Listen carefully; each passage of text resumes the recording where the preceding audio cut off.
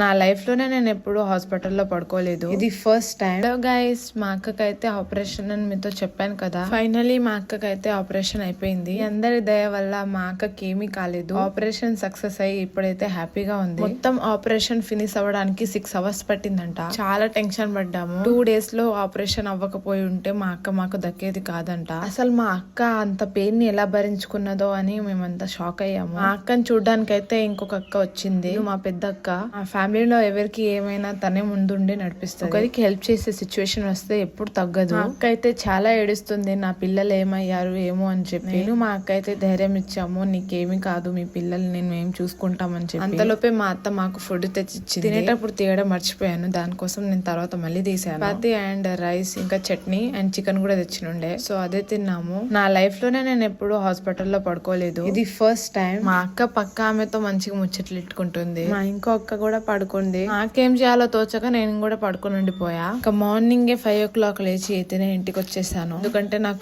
కొన్ని పనులుండే మా ఇంటి దగ్గర. నైట్ అంతా కూడా సరిగ్గా నిద్ర లేదు. అండ్ ఎవరైతే మా అక్కకి మంచిగా అవ్వాలని కోరుకున్నారో వాళ్ళ కోసం అందరికీ thank you so much. And next వీడియోలో కలుద్దాం, బాయ్.